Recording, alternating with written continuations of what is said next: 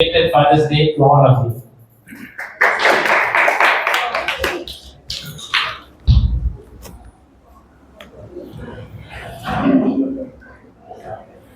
ओम ज्ञानतिमिरान्धस्य ज्ञानाञ्जनशलाकया सत्सुरोन्मिलितं येन तस्मै श्रीगुरुवे नमः।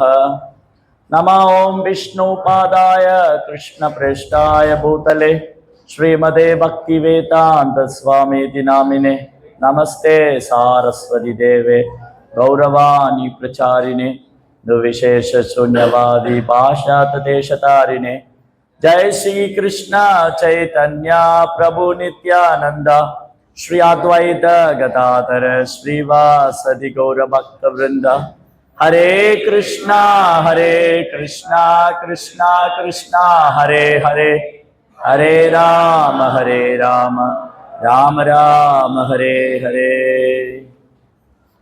हरे Krishna. Anybody don't know doesn't know Tamil? Everybody say doesn't know Tamil? 1%. Only 1%. Anyone? 2%. Yeah, 2. 3%. 3. Yeah. Then what to do? I have to do it simultaneously Tamil and English, or somebody can translate. Tamil is okay. Huh? He said Tamil is okay. Still let me mix Prabhu. Yeah. They'll be still coming. Shortly they'll be coming. Yeah. Then, so now you want to. Okay, if you want to speak, I can speak English also. Yeah. Otherwise, I can speak English also. Hare Krishna. Hare Krishna. ஜெலுத்தம் பக்தர் எல்லாருக்கும் என்னுடைய பணிவான நமஸ்காரம். இன்றைய மாலை பொழுது நம்ம எல்லாரும் இங்கே ஜெகநாதருடைய சந்நிதியில் ஒன்று சேர்ந்திருக்கோம். இங்கே வந்திருக்கிற எல்லா பக்தர்களுக்கும் குடும்பத்தாருக்கும் ஆயுள் ஆரோக்கியத்துக்காக பிரார்த்தனை பண்ணுறோம். ஹரே கிருஷ்ணா கிருஷ்ண கிருஷ்ண ஹரே ஹரே ஹரே ராம ராம ராம ஹரே ஹரே. 2 நாளைக்கு முன்னாடி ஃபாதர்ஸ் டேன்னு செலிப்ரேட் பண்ணாங்க. அப்போது இந்த ஃபாதர்ஸ் டேனா இந்த வெஸ்டர்ன் பீப்புள் தான் ஒரு நாளுக்கு ஒரு டே வச்சுருப்பாங்க. Mother's day, father's day, friends day, lovers day, valentine's day, அப்புறம் world peace world peace day, so many days. Yoga day, this day, that day, இல்லையா, வெஜிடேரியன் டே. இந்த மேற்கத்திய நாட்டுக்காரங்க ஒரு நாள் ஏதோ ஒன்று வச்சுருப்பாங்க. But our culture, Vedic culture, everyday we are worshipping father. நம்ம வேத கலாச்சாரம் தினமும் தந்தையரை வழிபடுறது, தாய் தந்தையரை வழிபடுறது. வருஷத்தில் ஒரு நாள் அம்மா வழிபடுறது இல்லை. In Western people, they are thinking yearly once they are worshipping their mother. But our Vedic culture, every day we are worshipping our mother. That is our culture. அப்போ நம்ம கலாச்சாரத்துக்கும் நம்ம வேத கலாச்சாரத்துக்கும் மேற்கத்திய கலாச்சாரத்துக்கும் வித்தியாசம் என்னன்னு சொன்னால், மேற்கத்திய நாட்டுக்காரங்க எல்லாத்துக்கும் ஒரு நாள் வச்சுருப்பாங்க. வருஷத்தில் ஒரு நாள் நண்பர்கள் தினம், வருஷத்தில் ஒரு நாள் அன்னையர் தினம், வருஷத்தில் ஒரு நாள் தந்தையர் தினம், அப்புறம் செவிலியர் தினம், காதலர் தினம், எல்லாம் வருஷத்தில் ஒரு நாள் தான். ஆனால் நமக்கு என்னென்னா வருஷத்தில் 365 நாளும் per year 365 days we are worshipping our father, mother, supreme lord. எல்லா நாளும் வர்ஷிப் பண்ணுறோம். அப்போது ஆக்சுவலி சொல்லப்போனால் நம்ம எல்லாருக்குமே தந்தை is a supreme father. Actually எல்லாருக்கும் தந்தை பிரம்மாவுக்கு தந்தை Krishna. So therefore, Bhagavad Gita it said Krishna is Prapitamaha. Pitamaha is Brahma. Krishna is Prapitamaha. தந்தை யாருக்கெல்லாம் தந்தை அவர். கிருஷ்ணா பகவத் கீதை சொல்றார், பிதாகமஸ்ய ஜெகதோ மாதா தாதா பிதாமக. இந்த அகிலத்துடைய தாய் தந்தை முன்னோன் காப்பவன் நான் தான். பீஜமாம் சர்வபூதானா வித்தி பார்த்த சனாதனா. இந்த அகிலத்தோட விதையும் நான் சொல்றேன். The seed giving father, the entire universe seed giving father is Krishna, and he is the father of all human living entities, not only human beings, he is the father of all living entities. Pidagamasi jagado mada tada pidamaga. So therefore we are worshipping Krishna. Krishna is supreme Godhead. He is the supreme father. He is father of all father. So கிருஷ்ணாவை நம்ம முழுமுதற் கடவுளாக வழிபடுறோம். அவர் தான் எல்லாருக்கும் தந்தை, தந்தையார்களுக்கெல்லாம் தந்தை. சரி, அப்ப இன்னைக்கு நம்ம என்ன பண்ண போறோம்? அந்த ஃபாதர்ஸ் டேன்னு சொல்றதுனால சாஸ்திரத்துல என்னென்ன ஃபாதர்லாம் சொல்லியிருக்காங்க, அப்பா எல்லாம் என்னென்ன சொல்லியிருக்காங்க, அதுல எந்த மாதிரி அப்பா இருக்கணும், எப்படி அப்பா இருக்கக்கூடாது, அப்பாவுடைய டியூட்டி என்ன, அவர் என்ன செய்யணும் என்ன செய்யக்கூடாது, இதெல்லாம் பார்க்க போறோம். அதுக்கு முன்னாடி அப்பாவை பார்க்கறதுக்கு முன்னாடி நம்ம ஃபர்ஸ்ட் என்ன பார்க்கணும் அப்படின்னா, இந்த ஏதோ ஒரு ரிலேட்டடா இருக்கும். இப்போ இதுல என்ன புரியுது உங்களுக்கு?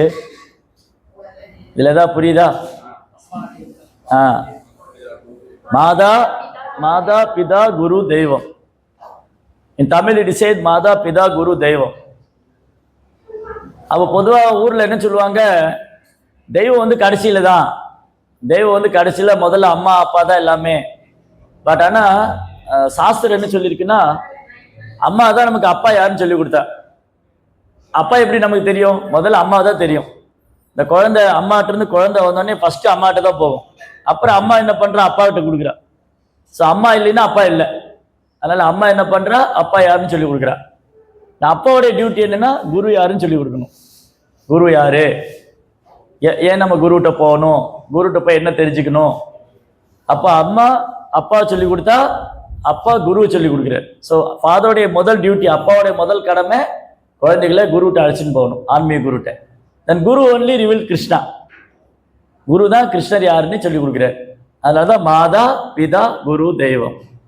Mother, father, spiritual master and god. Actually god is not lost. People are think God is lost.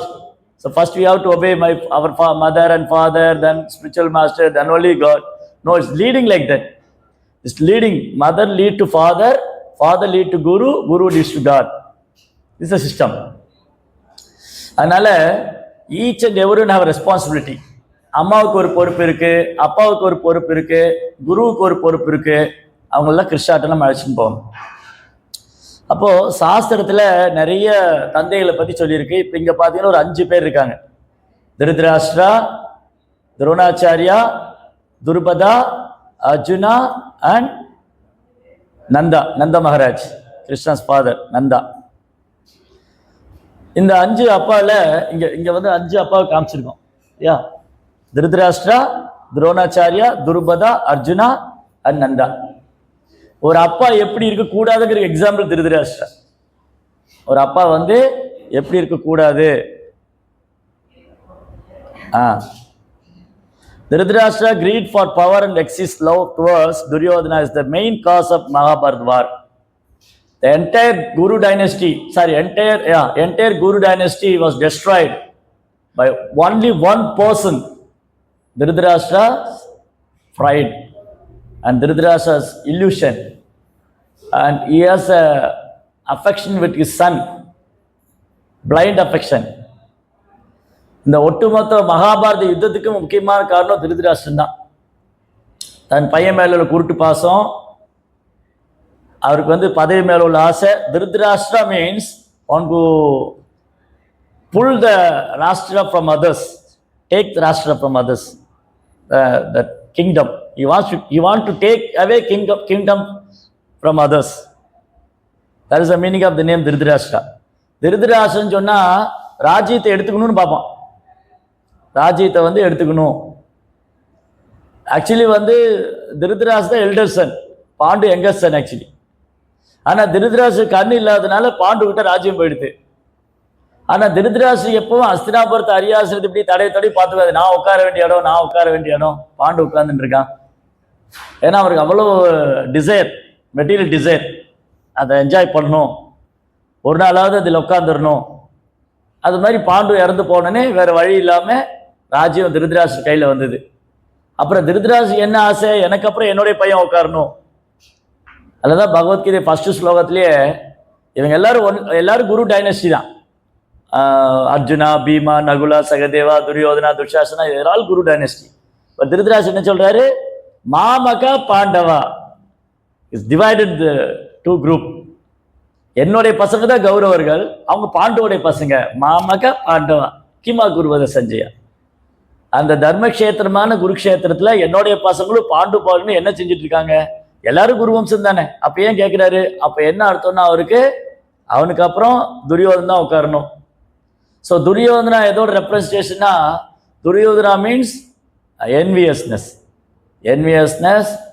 அப்புறம் வந்து இந்த பிடிவாதத்துக்கு என்ன சொல்லுவாங்க இங்கிலீஷில்? ஸ்டபர்னஸ். பிடிவாதம். ராஜ்யத்தை நான் கொடுக்க மாட்டேன், நான் தான் வச்சுக்குவேன், நான் தான் என்ஜாய் பண்ணும். அவருக்கு வந்து false ego, enviousness, all the bad characters become Duryodhana. அதான் துரியோதனா. அவன் பிறந்ததே வந்து துரியோதனா. அது அவன் பிறப்பே தேவையில்லை, ஆனால் தேவையில்லாமல் பிறந்துட்டான். இப்படி துரியோதனா அண்ட் திருதராஷ்டிரா இந்த ரெண்டு பேரும் தன் பையன் மேல் உள்ள குருட்டு பாசத்தினால தான் அந்த ஒட்டு வம்சமே அழிஞ்சு போயிடுது. குரு வம்சமே இல்லாமல் போச்சு. அப் டு யாரு? கிராண்ட் சாயர் பீஷ்மாலேருந்து ஆரம்பித்து அபிமன்யு வரைக்கும், பெரிய வயசுல பெரியவர் பீஷ்மர்லேருந்து ஆரம்பித்து அபிமன்யு வரைக்கும் எல்லாம் இந்த யுத்தத்தில் இறந்து போனாங்க. அப்புறம் யாரெல்லாம் இந்த யுத்தத்தில் வந்து கலந்துனாலும் அவங்களும் இறந்து போனாங்க. கிங் ஆஃப் சேதி, கிங் ஆஃப் மகதா, கிங் ஆஃப் சிந்து எல்லாம் வந்தாங்க. அவங்க எல்லாம் இறந்து போனாங்க. ஒரே ஒரு பர்சன், திருதராஷ்டிரனுடைய பையன் மேல உள்ள குருட்டு பாசம், அட்டாச்மெண்ட், பிளைண்ட் அட்டாச்மெண்ட். ஸோ அதனால திருதராஷ்டிர மாதிரி அப்பா இருக்கக்கூடாது. என்ன துரியோதனன் பண்ண தப்பெல்லாம் பேசாமல் இருந்தான் உட்காந்துக்கு. பிரபுபா என்ன சொல்றாரு? திருதராஷ்டிரன் கண் பார்வை மட்டும் இல்லை, அவனுக்கு ஆன்மீக அறிவும் இல்லைன்னு. அவருக்கு கண் பார்வை மட்டும் இல்லாமல் போல ஆன்மீக அறிவும் இல்லை. அதனால என்ன பண்ணாரு? துரியோதனன் பண்ண தப்பெல்லாம் பார்த்து ரசிச்சுட்டு இருந்தார். தப்பு எதுவுமே தப்புன்னு சொல்லவே இல்லை. நீ பண்ண தப்பு. ஸோ அப்பாவுடைய டியூட்டி வந்து பையன் தப்பு பண்ணும்போது கண்டிக்கணும். ஃபாதருடைய மெயின் டியூட்டி வந்து பையன் தப்பு பண்ணால் அது கண்டிக்கணும். அது கண்டிக்கலைன்னா is not a good father. அப்போ Dhritarashtra's example for bad father. கெட்ட தந்தைக்கான உதாரணம் திருதராஷ்டிரன். ஒரு தந்தை எப்படி இருக்கக்கூடாதுன்னு திருதராஷ்டிரரை பார்த்து கற்றுக்கணும். எப்படி இருக்கக்கூடாதுன்னு ஒரு தந்தை எப்படி இருக்கக்கூடாதுன்னு திருதராஷ்டிரரை பார்த்து கற்றுக்கணும். அடுத்து ரெண்டாவது Dronacharya. Dronacharya also very much attach to his son. Drona வந்து இஸ் அ பிராமணா. அவர் வந்து கிருஷ்ணர் மேலதான் அட்டாச்மெண்டா இருக்கணும். But Drona also very attach to his son. Drona is a Brahmana, even though is a Brahmana, is in the adharmic side. அவர் துரோணாச்சாரியர் பிராமணனா இருந்தாலும் அவர் பையன் மேல குருட்டு பாசம் இருந்தது, பற்றுதல் இருந்தது, அப்புறம் அதர்ம பக்கம் இருந்தார். அதனால துரோணரும் அந்த யுத்தத்துல தண்டிக்கப்பட்டார். அடுத்தது துருபதா. துருபதா வந்து ஃபால்ஸ் ப்ரைடு, பொய் கர்வம். இந்த துருபதாவும் துரோணாவும் ரெண்டு பேரும் சிநேகிதர்கள். சின்ன லைவ்லிஹுட்ல இருந்து, சின்ன சைல்டுஹுட்ல இருந்தே ரொம்ப க்ளோஸ் ஃப்ரெண்ட்ஸு. ரெண்டு பேரும் பாரத்வாஜ ரிஷியோட குருகுலத்துல படிச்சாங்க. குருகுலில் படிச்ச ரெண்டு பேரும் ஒரு டைமுக்கு அப்புறம் பிரிஞ்சிருவாங்க. துரோணர் வந்து பிராமணா, துருபதா வந்து சத்திரியா. ஒரு நாள் துரோணா வந்து தன்னுடைய ஃப்ரெண்டை பார்க்குறதா துருபத நாட்டுக்கு போனார். அது மட்டும் இல்லை, துரோணா வந்து பிராமணராக இருக்கிறனால ரொம்ப ஏழ்மையாக வாழ்றார். அவங்க பையன் அஸ்வத்தாமனுக்கு பால் வாங்கி கூட கையில் காசு இல்லை, ஏதாவது யாசகம் பெற்று தான். Brahmana means they have to beg charity. ஏதோ யாசகம் பெற்று தான் வாழணும். அன்னைக்கு வந்து பிராமணா வந்து ஐடி பார்க்லையோ இல்லை சாஃப்ட்வேர் கம்பெனிலாம் ஒர்க் பண்ண மாட்டோம். So nowadays Brahmanas are working in software company எல்லாம் ஒர்க் பண்ணுறாங்க இல்லையா? தட் மீன்ஸ் ஒரு பிராமணா வந்து ஒருத்தர் கை நீட்டி காசு வாங்குறாருன்னா இ பிகம் அ சூத்ரா. பிராமணா யார்ட்டையும் கை நீட்டி காசு இஸ் நாட் லேபர், ஒரு ஒர்க்கர், வேலைக்காரர் இல்லை. பிராமணா எப்போ ஒருத்தர் கை நீட்டி சம்பளம் வாங்குறான்னா அப்போ சூதரன் ஆயிடுறாரு. அப்போ வந்து துரோணர் வந்து என்ன பண்ணார்? யார்ட்டையும் கை கட்டி வேலை போகல. அவருக்கு பிராமண தகுதி இருக்கு. அது மட்டும் இல்லை, அவருக்கு மிலிட்ரி ஆர்ட்டும் தெரியும். ராணுவ கலையெல்லாம், அந்த வில் வித்தையெல்லாம் தெரியும் அவருக்கு. எல்லாமே போர்க்கலையெல்லாம் சொல்லி தருவார். அப்போ தன்னுடைய நண்பனோட ஞாபகம் வந்து ஒரு நாள் துரோணா வந்து துருபதோட நாட்டுக்கு போனாரு. நான் உன் ஃப்ரெண்டு வந்திருக்கேன்னாரு. அப்போ துருபதா சொன்னாரு, உன்ன மாதிரி ஒரு ஏழை பிராமணன் எப்படி எனக்கு நண்பனா இருக்க முடியும் சொன்னார். அப்போ என்ன ஆயிடுச்சு? அவருக்கு அந்த பதவி வந்தோடனே, ராஜ்யத்தில் உட்காந்தோடனே துரோணர் இன்சல்ட் பண்ணார். அப்புறம் தான் துரோணர் ரிவெஞ்ச் எடுத்தார். என்ன பண்ணாரு? கௌரவர்களுக்கெல்லாம் பாடம் சொல்லி கொடுத்து துருபத நாட்டு மேலே போர் எடுத்து துருபதன் அரெஸ்ட் பண்ணார். அப்புறம் போன்னு மன்னிச்சு விட்டார். அப்போ துருபதனுக்கோ வந்து அவர் என்ன பண்ணாரு? அவர் ஒரு யாகம் பண்ணி அந்த யாகத்தில் 2 குழந்தைங்க, துருபத ராஜாவுக்கு 2 குழந்தைங்க. ஒன்று வந்து திருஷ்டத்யும்னா, இன்னொன்று திரௌபதி. இந்த யாகத்திலேருந்து அவங்க நம்மள மாதிரி அம்மாவுடைய வயிற்றுக்குள்ளேருந்து வரல. திருஷ்டத்யும்னா திரௌபதியும் நம்ம மாதிரி ஒரு அம்மாவுடைய வயிற்றுக்குள்ளே போய் வரல, அவங்க யாகசாலையிலேருந்து வந்தாங்க. ஸோ அப்போ துருபதா இன்னொரு எக்ஸாம்பிள், எப்படி ஒரு அப்பா இருக்கக்கூடாதுங்கிறது. பொய் கர்வம், பழி வாங்குற எண்ணம், ரிவெஞ்ச் எடுக்கணும், இதெல்லாம் ஒரு அப்பா is not a good father. ஒரு அப்பா வந்து குழந்தைக்கு நல்ல விஷயம் சொல்லி கொடுக்கணும். நீ போய் துரோணாச்சாரியர் கொல்லணும் அப்படின்னு சொல்லி கொடுக்கக்கூடாது. எனக்கு துரோணருக்கு பகைமை இருந்தது, அவரை அவமானப்படுத்திட்டாரு, அதனால நீ போய் துரோணரை பழி வாங்கணும்னு சொல்லி கொடுக்கக்கூடாது. ஆனால் அவர் இப்படி தான் வளர்த்தார். அதான் திருஷ்யத்தும்னா பாண்டவர் பக்கம் சேர்ந்துட்டு துரோணரை கொல்லணும்னு இருந்தார். So is not a good example as a father. அப்போ திருதராஷ்டிரர் ஒரு நல்ல தந்தைக்கான அடையாளம் இல்லை, துரோணாச்சாரியர் ஒரு நல்ல தந்தைக்கான அடையாளம் இல்லை, துருபதாவும் நல்ல தந்தைக்கான அடையாளம் இல்லை. தென் அர்ஜுனா இஸ் குட். அர்ஜுனா ஒரு நல்ல தந்தைக்கான அடையாளம். ஏன்னா அவர் பகவானை ஃபாலோ பண்றார். அதே மாதிரி தன் குழந்தை அபிமன்யும் பகவானுடைய பக்தனா வளர்த்தார். அர்ஜுனா நினைச்சிருந்தா என்ன பண்ணிருக்கலாம்? குருக்ஷேத்திர போர்க்காலத்துல ஃபர்ஸ்ட் சாய்ஸ் அர்ஜுனனுக்கு தான் வந்தது. நாராயண சேனை வேணுமா நான் வேணுமான்னு கிருஷ்ணர் கேட்டார். துவாரகையில 2 பேரும் உதவி கேட்டு போயிருக்காங்க கிருஷ்ணர்கிட்ட. கிருஷ்ணர் சொன்னாரு, துரியோதனன் சொன்னா, துரியோதனன் கிருஷ்ணர் தலைமாட்டில் நின்று இருந்தான், அர்ஜுனன் பாதத்தில் நின்று இருந்தான். கிருஷ்ணர் கண்ணை திறந்தோடனே அர்ஜுனனை பார்த்தாரு. அர்ஜுனா என்ன வேணும்னு கேட்டாரு. துரியோதனன் நான் தான் முதல்ல வந்தேன்னா. சரி நீ முதல்ல வந்தாலும் நான் அர்ஜுனன் உன்னோட வயசுல சின்ன பையன், நான் ஃபர்ஸ்ட் அவனை தான் பார்த்தேன், என்ன வேணும் உனக்கு? 2 பேரும் உதவி கேட்டு வந்திருக்காங்க. மகாபாரத யுத்தம் நடக்கும் போது கிருஷ்ணர் யார் பக்கம் இருக்க போறாரு?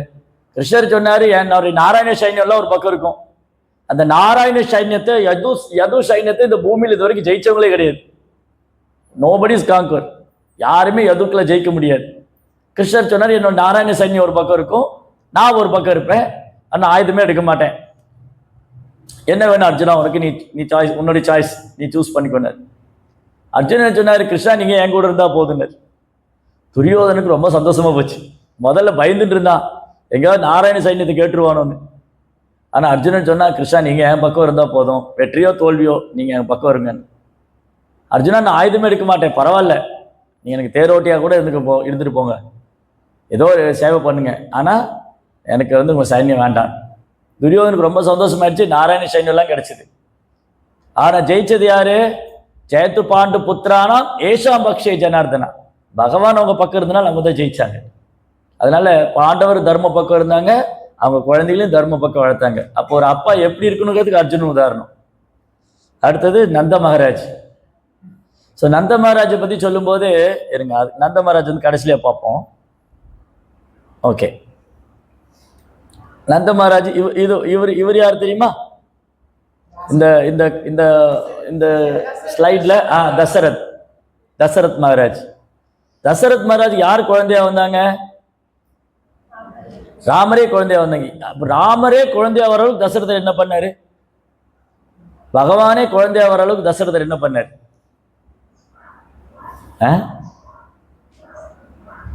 பகவானே குழந்தையா வரணும்னா தசரதர் என்ன பண்ணாரு? ஒரு அப்பாவுக்கு வந்து பகவானே குழந்தையா வந்திருக்காரு. அப்போ அவர் எப்பேற்பட்ட அப்பாவா இருக்கணும்? அவர் தர்மமே ஃபாலோ பண்ணியிருக்கணும்.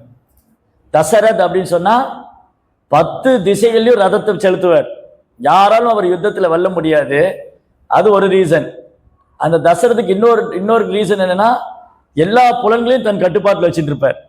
நமக்கு 10 சென்ஸ் 10 புலன்கள் இருக்கு. நமக்கு 5 புலன்கள், அப்புறம் 5 அறிவு புலன்கள்லாம் இருக்கு. செயல் புலன்கள் 5, செயல் புலன்கள், கர்மேந்திரியா, ஞானேந்திரியா. கர்மேந்திரியா 5 and ஞானேந்திரியா 5, 10 சென்சஸ். இந்த 10 சென்சஸும் கண்ட்ரோல் இருக்குமா. therefore is called Dasharath. தசரதனுடைய 10 புலன்களும் ஒரு கட்டுப்பாட்டில் இருக்கும். அதனால அவர் வந்து ராஜ ரிஷி.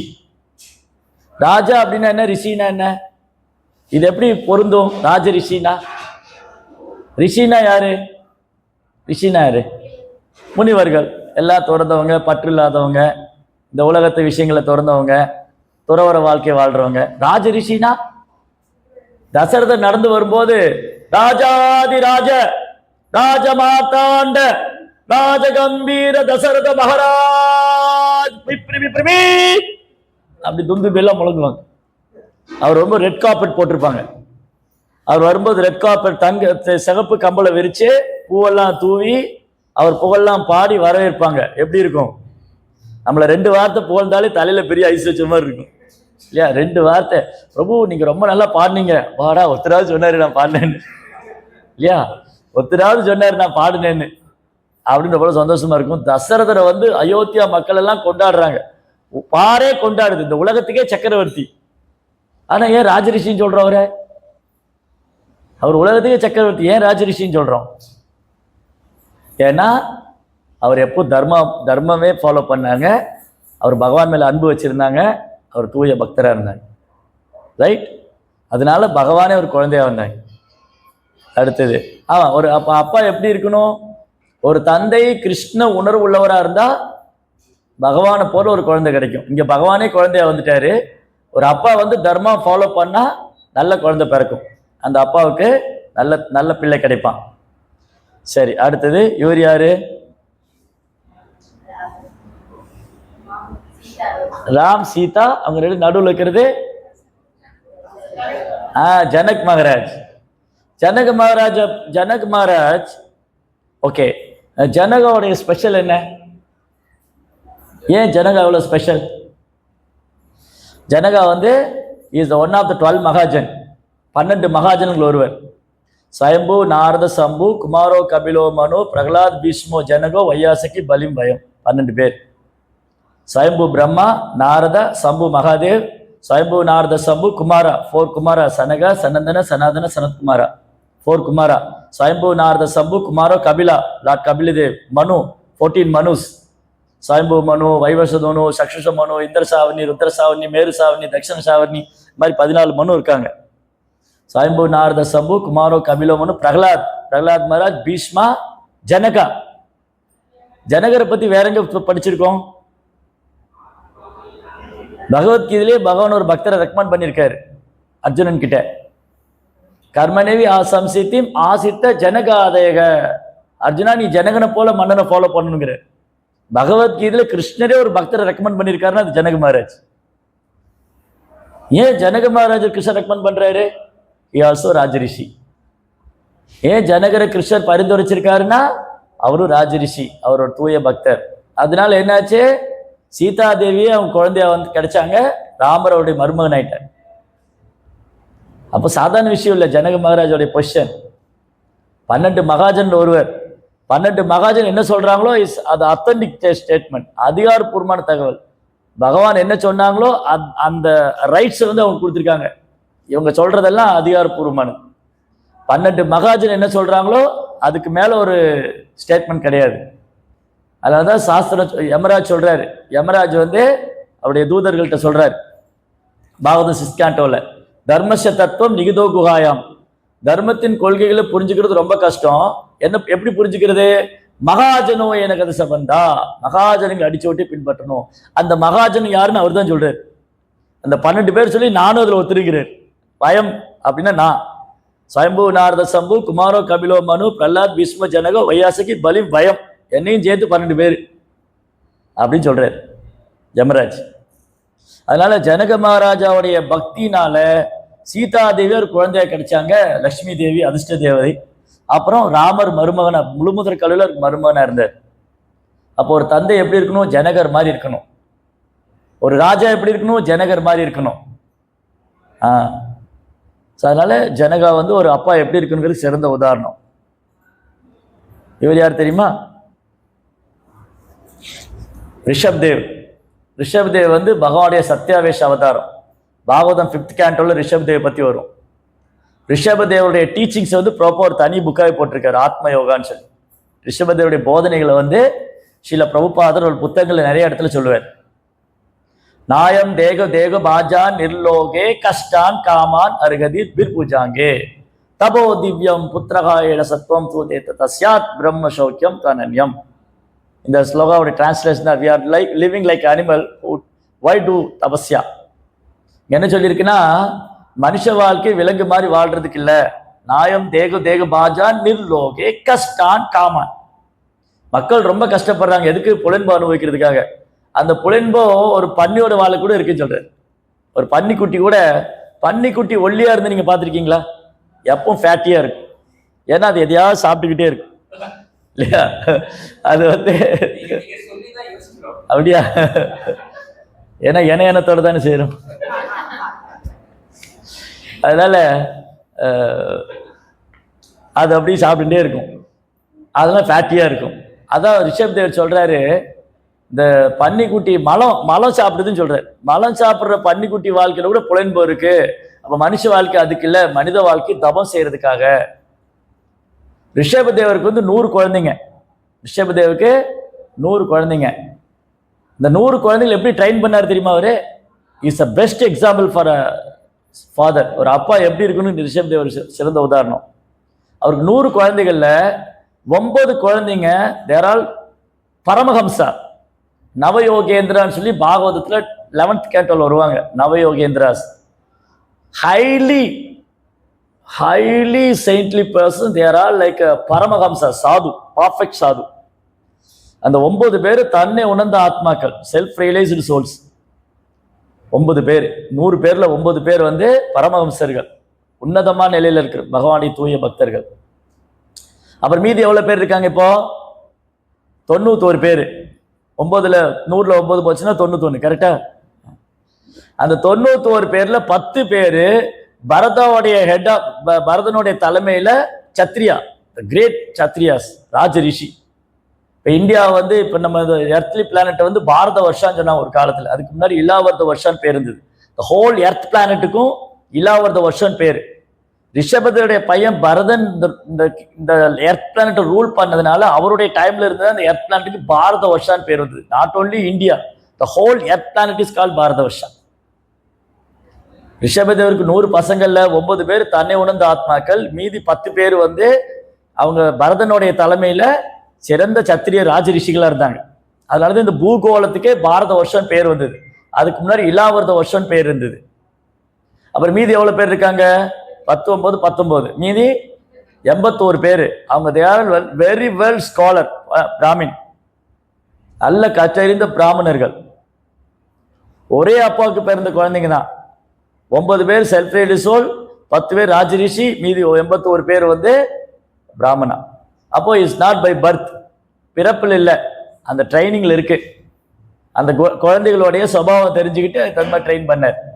ரிஷபதேவ் வந்து குழந்தையுடைய மனோநிலை அறிஞ்சிட்டு இந்த குழந்தை எதுல இன்ட்ரெஸ்டா இருக்கான் அப்படின்னு அவங்க ட்ரெயின் பண்ணார். அப்படி 100 குழந்தைகளும் பெஸ்ட் குழந்தைங்க. அதனால ஒரு அப்பா எப்படி இருக்கணும் ரிஷபதேவ் உதாரணம். அவரே சொல்றார் பாகவதத்துல, குரு ந சஷ்யாத், ஜனனி ந சஷ்யாத், பிதா ந சஷ்யாத். நீ வந்து அதாவது 5 பேர் சொல்றார். இந்த 5 பேர் வந்து சொசைட்டில வந்து ரொம்ப இம்பார்ட்டன்ட், ரொம்ப ரொம்ப முக்கியமானவங்க. யாரெல்லாம்? குருவா இருக்கிறவரு, தந்தையா இருக்கிறவரு, அப்புறம் பெற்றோரா இருக்கிறவங்க, அப்புறம் தேவர்கள், இன்னொருத்தர் யாரு? குரு,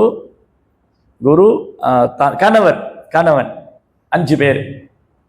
கணவனை மனைவி ஃபாலோ பண்ணுவாங்க, குருவை சீடர்கள் ஃபாலோ பண்ணுவாங்க, பின்பற்றுவாங்க, பெற்றோர்களை பிள்ளைகள் பின்பற்றுவாங்க, அப்புறம் தேவர்களை மக்கள் வழிபடுறாங்க. அப்ப இது வந்து ரொம்ப பெரிய பொறுப்பு. அதுக்கு தகுதி இல்லைன்னா இதை ஏத்துக்காதேங்கிறார். அந்த குவாலிபிகேஷன் உன்ட்ட இல்லைன்னா நீ அப்பா ஆகாத, நீ அம்மா ஆகாத, நீ பெற்றோர் ஆகாத, நீ குரு ஆகாத அப்படின்னு சொல்ற. நீ கணவனா இருக்காத, கல்யாணம் பண்ணிக்காத. அந்த குவாலிபிகேஷன் இல்லையா? உன்னை ஃபாலோ பண்ணக்கூடிய, உன்னை பின்பற்றக்கூடியவங்களுக்கு கிருஷ்ண உணர்வை நீ கொடுக்கலன்னு சொன்னா நீ அந்த பொறுப்பை ஏத்துக்காதுன்னு சொல்ற. அப்ப என்னது? இவங்களுக்கெல்லாம் சொசைட்டில ரொம்ப ரெஸ்பான்சிபிலிட்டி இருக்கு. அதனால அப்பாவுக்கு ரொம்ப ரெஸ்பான்சிபிலிட்டி இருக்கு, தன் குழந்தைகளை கிருஷ்ண பக்தரா வச்சிருக்கணும். கணவனுக்கு ரொம்ப ரெஸ்பான்சிபிலிட்டி இருக்கு, தன் மனைவிக்கு கிருஷ்ண பக்தி கொடுக்கணும். பெற்றோருக்கு ரொம்ப பொறுப்பு இருக்கு, பிள்ளைகளுக்கு கிருஷ்ண பக்தி கொடுக்கணும். குருவுக்கு ரொம்ப பொறுப்பு இருக்கு, தன் சீடர்களை பகவான் அழைச்சிட்டு போகணும். இதெல்லாம் ஹைலி ரெஸ்பான்சிபிலிட்டி. அப்போ ஒரு அப்பா எப்படி இருக்கணுங்கிறதுக்கு உதாரணம் ரிஷபதேவ். இதுல யார் இருக்காங்க தெரியுங்களா? இல்ல 4 பேர் இருக்காங்க இந்த போட்டோல. யாரெல்லாம் அது? இது நாரதர். நாரதர் கூட இருக்கிறவர் யாரு? மேல இவர் யாரு? இது பாகவதம் வந்து 5th cantoல இந்த ஸ்டோரி வரும். பிரம்மா, இவர் வந்து ஸ்வயம்பு மனு, பிரியவர்தா, நாரத். ஸ்வயம்பு மனு வந்து இந்த மனித குல தந்தை, நம்ம எல்லாருக்கும் அப்பா. நம்ம மனுஷன் சொல்றோம் இல்லையா, மனு இருந்தா வந்திருக்கோம். இப்ப நம்மளுடைய அப்பா யாருன்னு சொன்னா வைவஸ்வத மனு. இப்ப யாருடைய மனுவுடைய ரூல் கிங்டம் ஆட்சி இருக்குன்னா வைவஸ்வத மனு. இவர் ஸ்வயம்பு மனு. ஸ்வயம்பு மனு பிரம்மாவுடைய பையன். இவருக்கும் சதுருப்பான்னு ஒரு மனைவி, பிரம்மாட்ட இருந்து வந்தவங்க. ஸ்வயம்பு மனு, சதுருப்பா. இவங்க 2 பேருக்கும் 2 குழந்தைங்க. ஒருத்தர் பிரியவர்தா, இன்னொன்று உத்தானபாதா. உத்தானபாதாவுடைய பையன் தான் துருவா. நிறைய பேர் வருது இல்ல? கஷ்டம்தான். பிரம்மாவுடைய பையன் சுயம்பூமனு, சுயம்பூமனுடைய மனைவி வந்து சதுரூபா, சதுரூபாவுக்கும் சுயம்பூமனுக்கு 2 குழந்தைங்க, ஒன்று பிரியவர்தா, இன்னொன்று உத்தானபாதா. உத்தானபாதாவோட பையன் துருவா. உத்தானபாதாக்கு 2 மனைவி, சுனிதி, சுருச்சி. சுருச்சியோடைய பையன் பேர் உத்தமா, சுனிதியோட பையன் பேர் துருவா. அது வேற ஸ்டோரி. இந்த ஸ்டோரி என்னன்னா பிரியவர்தா. பிரியவர்தா வந்து சுயம்பூமனுடைய பையன். பையன் பிறந்த உடனே மடியில் போட்டு சில்வர் ஸ்பூனில் பாலெல்லாம் கொடுத்து அவன் கேட்கறதெல்லாம் வாங்கி கொடுத்து, மொபைல் வேணுமா மொபைலு, ட்ரெஸ்ஸு வேணுமா ட்ரெஸ்ஸு எல்லாம் கொடுக்கறது இல்லை. பையன் பிறந்தோடனே காட்டுக்கு அனுப்பிச்சிட்டாரு, நீ போய் தவம் பண்ணு. அதுதான் வேதிக் லைஃப். வேத காலத்தில் 5 வயசுல குழந்தைய குருகுலத்தில் அனுப்பிச்சிடுவாங்க. இந்த மடியில் போட்டு மானே தேனே பொன்மானே கண்ணே மணியே முத்தே தங்கமே பவளமே எல்லாம் பாசம் கொடுத்து ஐஸ் வச்சு அந்த குழந்தைய கடைசியில் அப்பா சொல்றதையும் கேட்க மாட்டான், அம்மா சொல்றதையும் கேட்க மாட்டான். ரொம்ப செல்லம் கொடுத்து அப்பா அம்மா சொல்றதை கேட்கவே மாட்டான். இந்த எல்லாருக்கும் வந்து குழந்தை இருக்காங்க இல்லையா, குழந்தையில வந்து அவங்க அப்பா வந்து ஹீரோவா தெரியும். அந்த குழந்தைக்கு சின்ன குழந்தையா இருக்கும்போது பார்த்தீங்கன்னா அப்பா மாதிரியே பைக் ஓட்டணும், அப்பா மாதிரியே ஃபோன் பேசணும், அப்பா மாதிரியே ஸ்டைல் பண்ணணும்னு தோணும். அவன் வளர்ந்ததுக்கு அப்புறம் அப்பா வில்லன் ஆயிடுவார். ஐயோ அப்பாவா ஏதாவது கேட்பாரு, அப்பா இந்த பக்கம் வரானா அந்த பக்கம் போயிடுவான். அவன் குழந்தையா இருக்கும்போதே அப்பா ஹீரோவா இருப்பாரு. அவன் வளர்ந்ததுக்கு அப்புறம் அப்பா வில்லன் ஆயிடுவாரு. எங்க அப்பா ஏதாவது கேட்பாரு, படிச்சியான்னு கேட்பாரு, எக்ஸாம்ல ஏன் மார்க் கம்மின்னு கேட்பாரு, இல்லை ஏன் வேலைக்கு போகலன்னு கேட்பாரு, ஏதாவது கேட்பாரு. அதனால அப்பா இந்த டோர் வழியே வரும், அவன் அந்த டோர் வழியே உள்ள போய் கதை சேர்த்துக்கும். அதுக்கப்புறம் எப்ப தெரியுங்களா அவருக்கு ரியலைசேஷன் வரும், அவர் அப்பா ஆனதுக்கு அப்புறம் ரியலைசேஷன் வரும். அவர் அப்பா ஆனதுக்கு அப்புறம் நான் பண்ண மாதிரி என் பையன் என்ன பண்றாரு இல்லையா? ஸோ அப்பாவா இருக்கிறது ரொம்ப கஷ்டம். நம்ம என்னமோ நினச்சிக்கிட்டு இருக்கோம், அப்பாவா இருக்கிறது ரொம்ப கஷ்டம். நமக்காக வெளியில போய் வேலை பார்த்து 4 பேர்ட்ட திட்டு வாங்கி, அவன் கண்டபடி திட்டுவான், அதெல்லாம் வாங்கிட்டு அந்த திட்டு வாங்கி அவமானப்பட்டு அந்த அப்பா வீட்டுக்கு வந்து அந்த குழந்தை பேசும், அந்த புரோக்கன் லாங்குவேஜ் மழலை மொழி. அந்த குழந்தையோடைய மழலை மொழி கேட்ட உடனே அந்த அப்பாவுக்கு கஷ்டமெல்லாம் மறந்து போயிடும். வெளியில திட்டு வாங்கினது, அவமானப்பட்டது, ஏன்டா இந்த கம்பெனியில வேலைக்கு இருக்கணுமான்னு தோணும். ஆனா பையனை நினைக்கும் போது, குழந்தைகளை நினைக்கும் போது பொறுத்துக்கணும்னு தோணும். ரைட்? நான் அப்பாவா இருக்கிறது ஈஸி இல்லை, ரொம்ப கஷ்டம். குழந்தைகளுக்காக ரொம்ப கஷ்டப்படுறவங்க அப்பா. ரைட்? அப்ப என்னாச்சு, இங்க சுயம்பூமனு என்ன பண்ணார், சுயம்பூமனு பிரியவர்தாவை தவம் பண்ண அனுப்பிச்சார். பிரியவர்தா என்ன பண்ணாரு, நாரதருடைய அசோசியேஷன்ல போயிட்டு திரும்ப வீட்டுக்கு போவே இல்லை. அவர் அப்படியே பிரம்மச்சேரி எடுத்துட்டாரு. நாரதருடைய அசோசியேஷன் கிடைச்சு பிரியவர்தா திரும்ப போவே இல்லை. சுயம்பூமனு என்ன பண்ணாரு, அவர் இந்த உலகத்தை ஆள்றதுல இருந்து நிர்வாகம் பண்றது ரிட்டையர்மெண்ட் ஆகும்னு வெயிட் பண்ணிட்டு இருக்காரு. இவர் வந்தா ராஜ்யத்தை அவர்கிட்ட கொடுத்துட்டு போயிடலான்னு. ஆனா அவர் வரவே இல்லை. அப்புறம் என்ன பண்ணார், இவர் பிரம்மாட்ட ப்ரேயர் பண்ணார். அப்புறம் பிரம்மா வந்து சொன்னார், நாரதட்ட அவர் திருப்ப அனுப்புங்க, அவர் வீட்டுக்கு போகணும், அவங்க அப்பா வந்து ரிட்டையர் ஆகணும் அப்படின்னு இல்லையா? அப்போ இவர் வந்து இவர் வந்து பிரம்மா வந்து குட் எக்ஸாம்பிள், ஒரு அப்பா எப்படி இருக்கணும்னு. பிரம்மாவுக்கு ஒரு அப்பா இருக்காரு, அவர் ரொம்ப ரொம்ப எக்ஸாம்பிள் கிருஷ்ணாட்ட இருந்து பிரம்மா வந்தாரு. So Brahma very intelligent person. கிருஷ்ணாட்ட இருந்து முதல் வேத ஞானத்தை பிரம்மா கத்துட்டார். அது பிரம்மா வந்து சுயம்பூமனுக்கு சொல்லி கொடுத்தாரு. சுயம்பூமனை கேட்டாரு, அப்பா நான் என்ன செய்யணும்னு கேட்டாரு. நீ நல்லது குழந்தைகள் எல்லாம் உற்பத்தி பண்ணுனா. ஸோ சுயம்பூமனு நல்ல குழந்தைகள் உற்பத்தி பண்ணார். அதுல ஒன்று பிரியவர்தா. பிரியவர்தாக்கு மெட்டீரியல் லைஃப்ல அட்டாச்மெண்ட்டே கிடையாது. பாருங்க, நாரதர் கூட போய் அப்படியே பிரம்மச்சாரியா இருந்துட்டார், ஃபுல் டைம் டிவோட்டி ஆயிட்டார். அப்புறம் பிரம்மா வந்து சொன்னாரு, உங்க அப்பா ரிட்டையர் ஆகணும்ப்பா, நீ திரும்ப போனாரு. அப்போ பரீட்சித் மகாராஜ் ஒரு கேள்வி வந்தது, எப்படி இது நடந்தது? பிரியவர்தனுக்கு இந்த பௌதிக உலகத்துல ஆசையே இல்லை, அவர் வந்து கிருஷ்ண பக்தியில முழுமையாகி நாரதர் கூட சேவை பண்ணிட்டு இருந்தார், எப்படி அவர் மெட்டீரியல் லைஃப்ல வந்தாரு, திரும்பி எப்படி கிருஷ்ண கான்சியஸ்ல வந்தாருன்னு கேட்கிறாரு. அதான் ஒரு டிவோட்டியோடைய டிட்டாச்மெண்ட். ஒரு பக்தனுக்கு வந்து பற்றுதலே இல்லை. நாரதனுடைய சங்கத்தினால, தூய பக்தருடைய சங்கத்தினால பிரியவர்தாக்கு இந்த உலகத்து மேல பற்றுதலே இல்லை. அப்பா வந்து கேட்டாரு, தாத்தா வந்து சொன்னாருன்னு சொல்லி அவர் ராஜ்யத்தை எடுத்துட்டார். அதுக்கப்புறம் ராஜ்யத்தை விட்டு திரும்பி போயிட்டார். ரைட்? அப்போ தான் ட்ரைனிங். அப்பா வந்து ஒரு தூய பக்தராக இருந்தார், அதனால குழந்தையும் பௌதியத்தில் பற்றுதல் இல்லாமல் இருந்தார். இவர் யாரு? வசுதேவ் தேவகி. ஏன் கிருஷ்ணா வசுதேவருக்கு தேவகிக்கும் குழந்தையா வந்தார்? கிருஷ்ணா முழுமுதற் கடவுள். கிருஷ்ணர் தான் எல்லாருக்கும் தந்தை. கிருஷ்ண கடவுளுக்கு எப்படி அப்பா அம்மா இருக்க முடியும்? கடவுள் தான் எல்லாருக்கும் அப்பா அம்மா இருக்காங்க, கடவுளுக்கு எப்படி அப்பா அம்மா இருக்க முடியும்? ஆனா வசுதேவர் தேவகி சொல்றோம், வசுதேவர் தேவகியும் கிருஷ்ணருடைய அப்பா அம்மான்னு சொல்றோம். வசுதேவர் தேவகி கிருஷ்ணர் குழந்தையா வந்தாருன்னு சொன்னோம். கடவுளுக்கு எப்படி அப்பா அம்மா இருக்க முடியும்? யாருக்கு தெரியும்? கிருஷ்ணா முழுமுதற் கடவுள். இந்த அண்ட சராசரங்கள் அவர் தான் படைக்கிறாரு. பௌதிக உலகம் ஆனாலும் சரி, ஆன்மீக உலகம். அகம் சர்வஸ்ய பிரபோ மத்தர் சர்வ பிரவர்த்தது. இந்த ஜட உலகம் ஆன்மீக உலகம் ரெண்டும் எங்கிட்ட இருந்தா தொடங்குதுன்னு பகவான் சொல்றாரு. அவர் முழுமுதற் கடவுள், அவருக்கு மேல ஒரு அதிகாரி கிடையாது. அப்படி இருக்கும்போது அவருக்கு எப்படி அப்பா அம்மா இருக்க முடியும்? பிரபுபார் என்ன சொல்லியிருக்காரு தெரியுமா? பிரபுபார் ரொம்ப அழகா சொன்னார். பிரபுபார் என்ன சொன்னார்னா, இப்போ கிருஷ்ணா வந்து நம்ம எல்லாருக்கும் அப்பா அம்மாவா இருக்கணும், அப்பாவா இருக்காருன்னு வச்சுக்கோங்களேன். கிருஷ்ணா வந்து நமக்கு அப்பாவா இருக்காருன்னா யார் யாருக்கு சேவை பண்ணணும்? பையன் அப்பாவுக்கு சேவை பண்றாரா, அப்பா பையனுக்கு சேவை பண்றாரா? அப்பா தான் பையனுக்கு சேவை பண்றாரு குழந்தையில இருந்து, இல்லையா? அந்த பையன் வளர்ந்ததுக்கு அப்புறம் சேவை பண்ணுவான். அவன் சேவை பண்றான்னு சொல்ல முடியாது, அது கேரண்டி இல்லை. அவன் வளர்ந்ததுக்கு அப்புறம் சேவை பண்ணுவான்னு சொல்ல முடியாது. ஆனா அப்பா வந்து அப்பாவுடைய ரெஸ்பான்சிபிலிட்டி என்னன்னா, அந்த குழந்தைய நல்லா பார்த்துக்கணும். பையன் கீழே விழுந்துடக்கூடாது, அவனுக்கு காய்ச்சல் வந்துடக்கூடாது, ஜலதோஷம் பிடிச்சிடக்கூடாது, அவன் வந்து ஸ்கூல்ல சேர்க்கணும், படிக்க வைக்கணும். அப்ப யார் யாருக்கு சேவை பண்றா? அப்பா தான் பையனுக்கு சேவை பண்றார். அப்போ ஒரு பக்தர் என்ன நினைக்கிறாரா, கிருஷ்ணர் எனக்கு அப்பாவா இருந்தா, கிருஷ்ணன் எனக்கு அப்பாவா இருந்தா அவர் எனக்கு சேவை பண்ணுவார். நான் கிருஷ்ணருக்கு அப்பா ஆயிட்டேன்னா, நான் தான் கிருஷ்ணருக்கு சேவை பண்ணுவேன். அப்போ வசுதேவர், தசரதர், நந்த மகாராஜ், ஜெகநாத் மிஸ்ரா இவங்கெல்லாம் கிருஷ்ணருக்கு அப்பா ஆயிட்டாங்க. சைத்தன்ய அப்படி அப்பா வந்து ஜெகநாத் மிஸ்ரா. வாசுதேவுடைய அப்பா வந்து வசுதேவர். நந்தகோபர், நந்த மகாராஜ், கிருஷ்ணாவுடைய அப்பா நந்த மகாராஜ். அப்ப என்ன பண்றாங்க? அவங்க தான் பகவானுக்கு சேவை பண்றாங்க. எப்படி? அதான் பிரபுபாத் சொன்னார். அதனால ஒரு பியூர் டிவோட்டி எப்போ எப்படி நினைப்பாரா, நான் கிருஷ்ணருக்கு குழந்தையா இருக்கிறத விட கிருஷ்ணர் எனக்கு குழந்தையா இருக்கட்டுமே, அப்ப நான் கிருஷ்ணருக்கு சேவை பண்ணுவேன். யசோதாமா என்ன பண்ணாங்க? கிருஷ்ணரை குளிக்க வைக்கணும், கிருஷ்ணருக்கு பிரசாதம் கொடுக்கணும், அவர் தூங்க வைக்கணும், பால் கொடுக்கணும், மடியில போட்டுக்கணும்.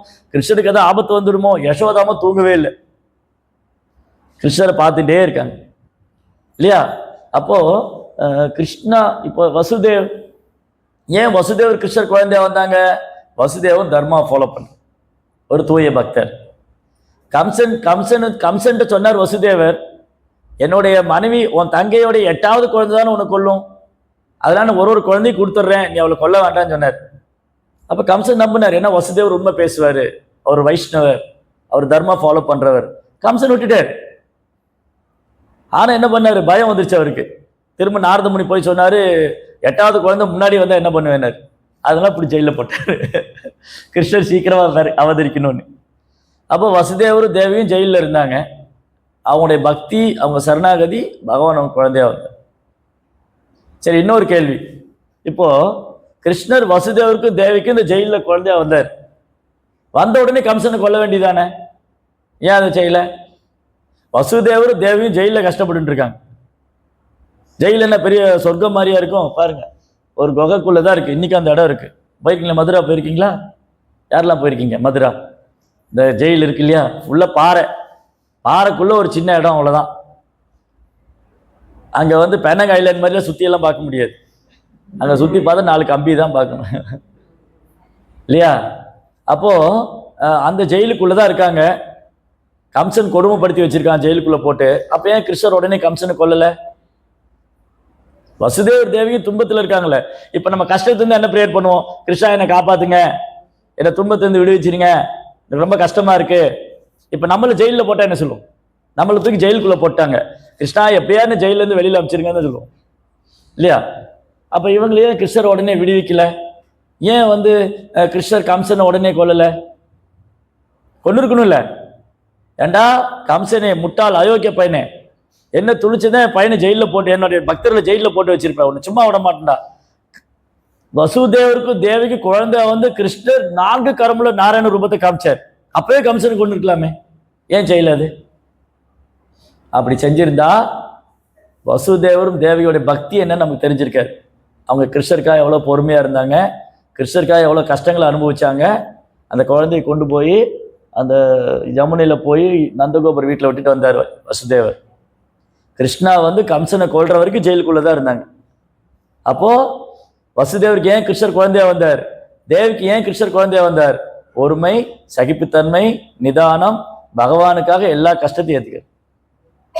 பகவானுடைய சேவைக்காக எல்லா கஷ்டத்தையும் ஏற்றுக்கிட்டாங்க, பொறுமையாக இருந்தாங்க, சகிச்சுக்கிட்டாங்க, எல்லா துன்பத்தையும் ஏற்றுக்கிட்டாங்க. நம்ம ஏற்றுக்குவோமா? கொஞ்ச நேரம் பொறுமையாக இருக்க மாட்டோம். இன்னொரு 10 நிமிஷம் கிளாஸ் லேட் ஆகட்டும், யார் இவரை கூப்பிட்டு இவ்வளோ நேரம் பேச சொன்னா? வந்தோமா, ஏதோ கொஞ்ச நேரம் பேசினோமா, போனோமான்னு இருக்கணும். உட்கார வச்சு வசுதேவர் ஏன் வந்தார், தேவகி ஏன் வந்தாருன்னு கேட்டுட்டு, வசுதேவர் ஏன் வந்தார், கிருஷ்ணர் ஏன் அவர் குழந்தைய வந்தார், கிருஷ்ணன் ஏன் குழந்தைய வந்தா எந்த வந்தா என்ன வரைப்ப, நமக்கு என்ன பிரசாத் என்ன இன்னைக்கு இல்லையா? சரி, அடுத்தது இவரு நந்த மகாராஜ்.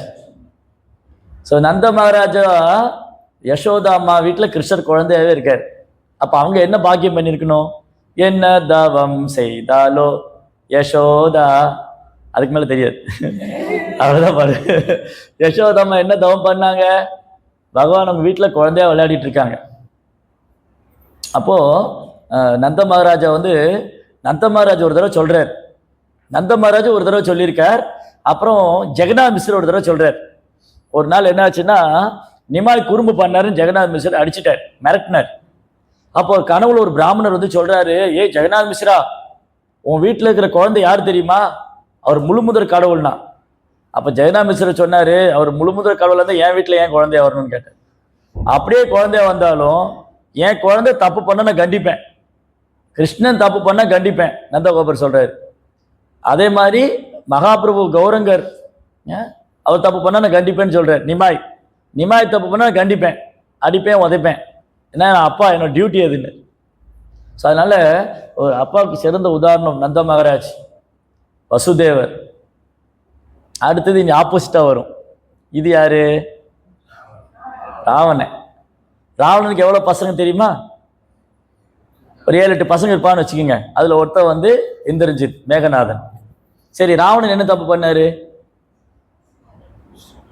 தன்னுடைய ஒருத்தனுடைய சுகத்துக்காக வேண்டி எல்லா பசங்களையும் ராம யுத்தத்தில் அடிச்சு கொண்டுட்டார். கேள்விப்பட்டிருக்கீங்களா? ராமாயணத்தில் ராவணன் ஒருத்தனுக்காக வேண்டி சீதையை கொண்டு திரும்ப விடமாட்டேன், கடத்தின்னு வந்த சீதையை திரும்ப விடமாட்டேன்னு ராவணன் பிடிவாதமா இருக்கான். அவன் பையன்லாம் யுத்தத்தில் இறந்து போனான். ராவண யுத்தத்தில் கும்பகர்ண, ராவனுடைய நண்பர்கள், ராவனுடைய உறவினர்கள், ராவனுடைய பசங்க, ஒட்டுமொத்த ராட்சச சமுதாயம் அழிஞ்சு போச்சு. எப்படி இங்க திருதராஷ்டிரர் மகாபாரத யுத்தத்துக்கு காரணமா இருந்தாரோ, அதே மாதிரி ஹோல் ராமாயணம் இந்த ராவனுடைய ஒருத்தனுடைய சுயநலம். அவன் சீதையை அனுபவிக்கணும், அவனுடைய லஸ்டி டிசைர் இஸ் காமா இஸ் அளவுக்கு கட்டுப்படுத்த முடியாத ஆசை. இந்த ராவணன் ஒருத்தனால அவங்க பசங்களாம் இறந்து போனாங்க. ஒரு அப்பா எப்படி இருக்கக்கூடாதுங்கிறது ராவணன் உதாரணம். ஒரு அப்பா எப்படி இருக்கக்கூடாது, தன் சுயநலத்துக்காக தன் பிள்ளைகளை பயன்படுத்தக்கூடாது, அதுக்கு ராவணன் உதாரணம், திருதராஷ்டிர உதாரணம். அடுத்தது நம்ம தலைவர் யாரு? ஓம் இரண்யாய நமக. தெரியுமா? ஓம் இரண்யாய நமக. இரண்யகசிபு எப்படி இருக்கக்கூடாதுங்கிற தந்தைக்கு உதாரணம். இரண்யகசிபு அவருக்கு பகவான் மேல பொறாமை, பொய்யங்கார. இரண்யகசிபுன்னு என்ன தெரியுமா? ப்ரோபாச்சல் இரண்யகசிபுன்னு என்னது? இரண்யகசிபுங்கிற மீனிங் என்னன்னா, ராவணன் என்ன தெரியுமா? ராவணான்னு சொன்னா அடுத்தவங்களை அள வைக்கிறது தான் வேலையை அவனுக்கு.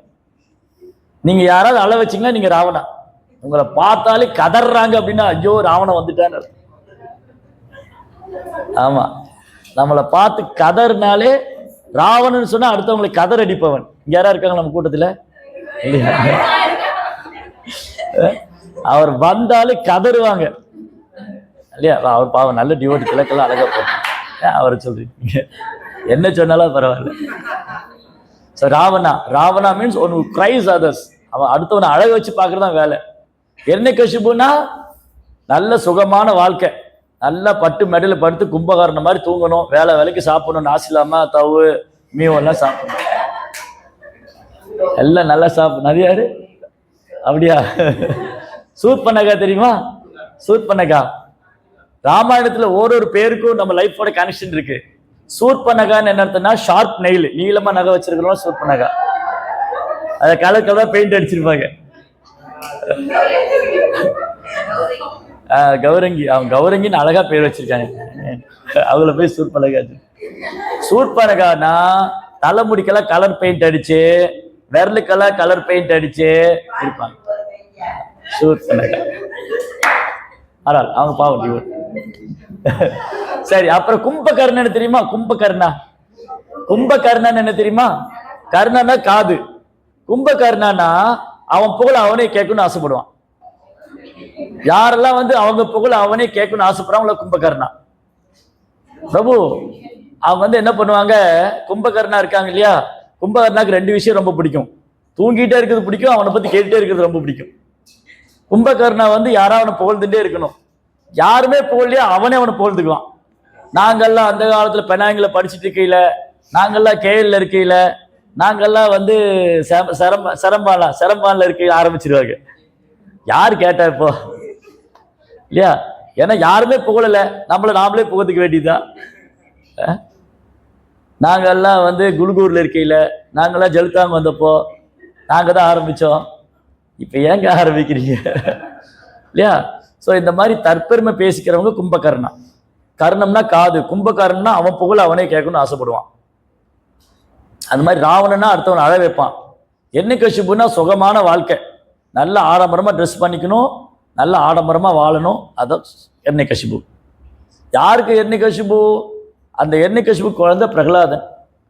பிரகலாத குழந்தை என்ன தப்பு பண்ணாரு? பப்ஜி கேம் விளையாண்டாரா, இல்ல மொபைல் வச்சு தரமாட்டேன்னு சொன்னாரா, அப்பா அம்மாவோட மொபைல் வாங்கி வச்சுட்டு என்ன தொந்தரவு பண்ணாதீங்க அப்படின்னு சொன்னாரா, கேம் விளையாடிட்டு இருந்தோம்? சரித்திரத்துல பிரகலாதர் கேம் விளையாண்டதே இல்லை, பப்ஜி விளையாண்டது இல்லை. ஃப்ரெண்ட்ஸ் எல்லாம் போய் சொன்னாங்க, பிரகலாதன் ஏன் இப்படி உட்கார்ந்துருக்கேன்னு.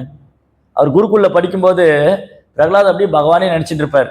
இந்த அசுர குழந்தைகள்லாம் போனாங்க, பிரகலாதன் ஏன் இப்படி இருக்க, வா விளையாடலாம். அப்ப சொல்றாரு, அவருக்கு அவங்களுக்குலாம் சொல்லி கொடுக்குறாரு, கிருஷ்ணர் யாருன்னு சொல்லி கொடுக்குறாரு. விளையாண்டு நேரத்தை வீணாக்காதீங்க. பிரகலாத் சொல்றாரு, நம்ம வாழ்க்கையில 100 வருஷம் எப்படி வீணா போகுதுன்னு. படிச்சிருக்கீங்களா? பாகவதம் 7th cantoல இருக்கு. 5 வயசுல குழந்தையில ஒண்ணுமே தெரியாம போச்சு. 5 வயசு வரைக்கும் குழந்தையில ஒண்ணும் தெரியாது. 5ல இருந்து 10 வயசு வரைக்கும் விளையாட்டுலயே போச்சு. 10ல இருந்து 20 வயசு வரைக்கும் படிப்பு அது இதுவும் போச்சு. 20 வயசு வரைக்கும் வேலை தேடிய லைஃப் போச்சு. அதுக்கப்புறம் கல்யாணம் பண்ணி குழந்தை போய் லைஃப் லாங்க வேணா போச்சு. இதுல 50 வருஷம் தூக்கத்திலேயே போச்சுன்னு. இரவு பூரா தூங்கிடுறோம், 50 வருஷம் தூக்கத்துல போச்சு. மொபைல் வந்ததுக்கு அப்புறம் தூக்கமும் போச்சு.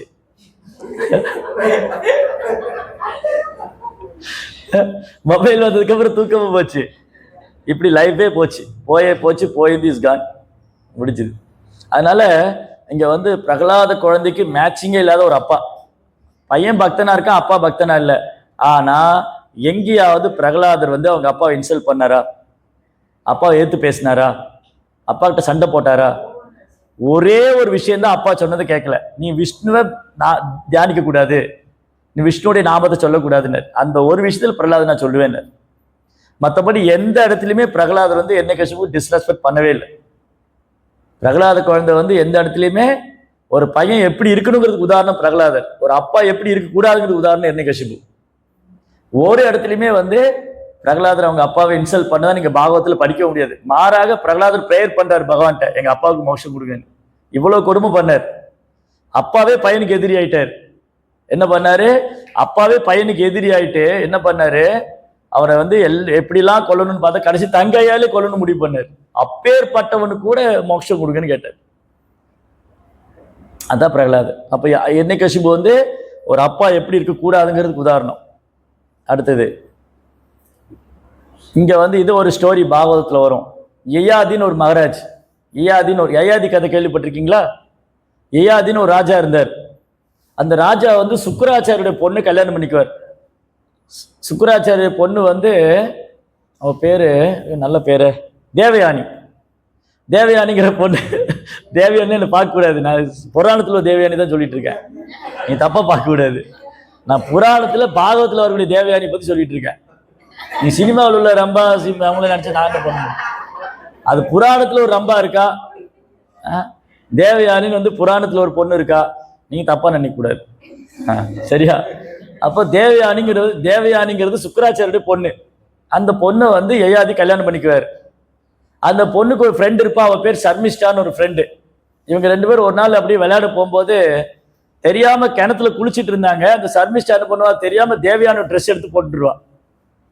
அதுக்கு அவ வந்து இன்சல்ட் பண்ணி தேவயானி தெரியாம சர்மிஷ்டாவோட ட்ரெஸ் எடுத்து போட்டுருவா. அதுக்கு அவ இன்சல்ட் பண்ணிடுவா தேவயானிய. இப்ப போய் அவங்க அப்பாட்ட சொல்லி அவளை கிணத்துல தள்ளி விட்டுருவா. அவளை யார, சர்மிஷ்டாவை கிணத்துல தள்ளி விட்டு வந்துட்டா தேவயானி. அவ கிணத்துல இருந்தா.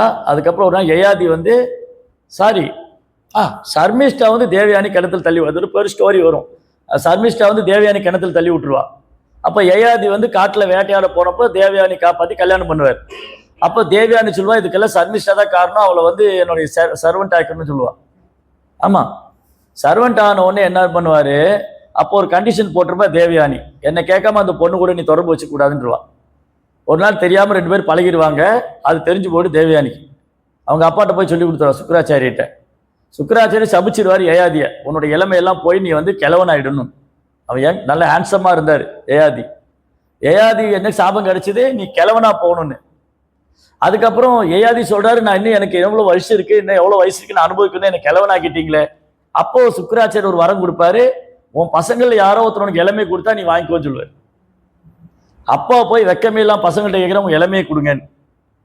அவரு அந்த யயாதியோட பசங்க தான் புரு யது நல்லா இருப்பாங்க. யது இருக்கார் இல்லையா, அந்த யது டைனஸ்டில கிருஷ்ணர் வந்தார் யது குலத்துல. இந்த யதுங்கிறது யயாதியோட பையன். யது புரு இந்த மாதிரி புரூரவா 4 பசங்க 4-5 பசங்க. ஒருத்தனும் இளமையை தரமாட்டேன்ருவான். யார் இளமையை தருவா, நீங்க தருவீங்களா? உங்க இளமையை கிருஷ்ணருக்காக நீங்க தருவீங்களா? அதெல்லாம் வயசானதுக்கு அப்புறம் பார்த்துக்கலாங்க இல்லையா. இளமையை கிருஷ்ணருக்காக கொடுக்கணும். இருக்கிறதுலே பெஸ்ட் வந்து கிருஷ்ணருக்காக கொடுக்கணும். யசோதா என்ன பண்ணாங்க, யசோதான்னா கிருஷ்ணருக்கு புகழ் தர்றவங்க, இருக்கிறதுல பெஸ்ட் வந்து கிருஷ்ணருக்கு தருவாங்க. அதான் யசோதா. அப்போ யயாதி போய் கேட்டார் தன் பசங்கள்கிட்ட இளமையை கொடுங்கன்னு, ஒருத்தனும் கொடுக்கல. கடைசியில் புரு சொன்னார், நான் தரேன்னு சொன்னார். அப்போ தன் பையனோட இளமையை வாங்கிட்டு தன்னுடைய முதுமையை புருவுக்கு கொடுத்துட்டார். Selfish father. அவர் இன்பம் அனுபவிக்கணும். அவர் மெட்டீரியல் டைம் ஆயிடுச்சு. என்ன பேசிட்டு இருந்தோம், அந்த நடுவில் உள்ள பட்டன் பிரஸ் பண்ணுங்க. பண்ணிட்டீங்களா? ஓகே. புரு இருக்கார் இல்லையா, புரு வந்து ஒத்துட்டார். அப்பா வந்து இவ்வளவு கேட்கிறாரு, அப்பாவுக்கு வயசாயிடுச்சு, அப்பா இளமையா இருந்தாரு, சுக்கராச்சாரிய சாபத்துல அவருக்கு முதுமை ஆயிடுச்சு. அப்பா போய் பசங்கள்கிட்ட கேட்கிறாங்க இளமை கொடுன்னு, ஒருத்தரும் தரமாட்டேன்னா யார் தருவா, நாங்க அனுபவிக்கணும் அப்படிம்பாங்க ஒரு பசங்களும். அப்போ யயாதி வந்து அனுபவிக்கணும்னு ஆசை. சரி நான் முதுமை ஆயிட்டேன் பரவாயில்ல போகணும். யயாதி என்ன பண்ணாரு, ஒரு பையன்ட்டையும் போய் உங்க இளமை எனக்கு கொடுங்க, என் முதுமை வாங்கிக்கங்கன்னாரு. எக்ஸ்சேஞ்ச் பண்ற மாதிரி, மணி எக்ஸ்சேஞ்ச் பண்ற மாதிரி. அவர் கடைசியில போய் புரு தான் சொன்னார், நான் தரேன்னு சொன்னார். அப்போ எந்த மாதிரி ஒரு அப்பா இருக்கக்கூடாதுங்கிறது யயாதி உதாரணம். தன்னுடைய சுயநலத்துக்காக தன் பசங்கள்கிட்ட போய் இளமையை கொடுன்னு கேட்டார். சரி, இப்படி எல்லாம் வந்து புராணங்கள்ல நிறைய தந்தைமார்களுடைய சரித்திரம் இருக்கு. ஒரு தந்தை எப்படி இருக்கணுங்கிறதுக்கு உதாரணம் பார்த்தோம், எப்படி இருக்கக்கூடாதுன்னு உதாரணம் பார்த்தோம். இன்னொரு பெஸ்ட் ஃபாதர் இருக்கார். இவர் பெஸ்ட் ஃபாதர் மட்டும் இல்ல, இவர் best husband, best father, best ஆட்சி, எல்லாத்துலயும் பெஸ்ட். இவர் யாரு தெரியுமா? இவரு பக்தி வினோத் தாக்கூர். பக்தி வினோத் தாக்கூருக்கு எவ்வளவு குழந்தைகள் பாருங்க. இந்த ஆல்பத்திற்கு பூரா ஒரு குழந்தைங்க, அவங்க மனைவி உட்காந்துருக்காங்க, இது எல்லாம் ஒரு குழந்தைங்க, 10 குழந்தைங்க. ஆனா அதுல பெஸ்ட் அவரு தன் குழந்தைகள் எல்லாம் கிருஷ்ண பக்தரா ஆக்கினார். அவர் வந்து கோர்ட்ல வேலை பார்த்துட்டு இருந்தார். கோர்ட்ல வேலை முடிச்சு வீட்டுக்கு வரும்போது ஒரு பையன் கர்த்தார் வாசிட்டு இருப்பான், ஒரு பையன் கீர்த்தன் பாடிட்டு இருப்பான், ஒரு பையன் ஆர்த்தி பண்ணிட்டு இருப்பான். அம்மா மனைவி வந்து கிச்சன்ல சமைச்சிட்டு இருப்பா, பகவானுக்கு போகா சமைச்சிட்டு இருப்பா. அவர் சொன்னார், இது பௌதிக உலகில் என் வீடு வைகுந்தம்னு சொன்னார். இது பௌதிக உலகில் என்னோட வீடு வைகுந்த உலகம்னு சொன்னார். ஏன்னா எல்லாம் கிருஷ்ணவாசி ப்ராக்டிஸ் பண்ணாங்க. இவ்வளவு குழந்தை இருந்தாலும் ஆசைப்பட்டார், எனக்கு இன்னொரு குழந்தை கூட வேணும். அந்த குழந்தை முழுக்க முழுக்க கிருஷ்ணவாசி ப்ரீச் பண்றதுக்காக வேணுனார். அவர் யாரு? பக்தி சித்தாந்த் மாதிரி இந்த படத்துல எங்க இருக்காரு? எங்க இருக்காரு? பக்தி சித்தாந்த் சரஸ்வதி தாக்கூர். பக்தி வினோத் தாக்கூர் கி, பக்தி சித்தாந்த் சரஸ்வதி தாக்கூர் கி. அப்போ இந்த மாதிரி வைஷ்ணவ குடும்பத்துல பிறக்கிறது ரொம்ப பாக்கியம். பக்தி வினோத் தாக்கூரா குடும்பத்துல பக்தி சித்தாந்தர் பிறந்து இந்த உலகத்துக்கே குருவா இருந்தார், ஜெகத்குரு ஆச்சாரியரா இருந்தார். இவர் யாரு? பிரபுபாட் அப்பா கௌர்மோகன். எப்படி பையனை ட்ரெயின் பண்ணாரு? குழந்தையிலேருந்து தான் பையன் ஒரு வைஷ்ணவரா வரணும், பாகவதம் படிக்கணும், கர்த்தால் வாசிக்கணும், மிருதங்க வாசிக்கணும், வைஷ்ணவருக்கு சேவை பண்ணணும். பிரபுபாட அம்மா சொல்ற அவங்க அப்பா கிட்ட, என் பையனை வந்து லண்டனுக்கு அனுப்பணும், பாரிஸ் டிகிரி எல்லாம் வாங்கணும், அப்போ லண்டன்ல போய் படிக்கிறதா பெரிய விஷயம். இன்னைக்கு பக்கத்து ஊருக்கு போற மாதிரி போயிட்டு வந்துடுறாங்க இல்லையா? அன்னைக்கு ஒரு காலத்துல லண்டன்ல போய் படிச்சா நம்ம ஊர்ல துரைன்னு சொல்லுவாங்க. ஓ, துரை வெளிநாடுலாம் போயிட்டு வந்திருக்காரு. ஒரு காலத்துல ரொம்ப ஃபேமஸ் வெளிநாடு போனா. அப்போ பிரபுபாட அம்மா சொன்னாங்க, பிரபுபாட அம்மாவும் பிரபுபாட மாமாவும் சொல்றாங்க, இந்த குழந்தை வந்து அபய் பாபு லண்டன்ல போய் பெரிய பட்டம் வாங்கணும்னு. அப்பா சொன்னார், பட்டம் வேண்டாம், ஒன்றும் வேண்டாம், என் பையனை வெளிநாடு அனுப்ப மாட்டேன், அவன் கெட்டு போயிடுவான், இங்கே இருக்கட்டும், அவன் வைஷ்ணவருக்கு சேவை பண்ணட்டும்னு. அப்போ குழந்தையிலேயே பிரபுபா சொன்னார், எனக்கு ஒரு ரதம் பண்ணி கொடுங்க, நான் தேர் திருவிழா பண்றேன்னாரு. அப்பா வந்து ரதம் பண்ணி கொடுத்தாரு. அப்போ கௌர்மோகன் தேவ் வந்து ஒரு அப்பா எப்படி இருக்குன்னு உதாரணம்.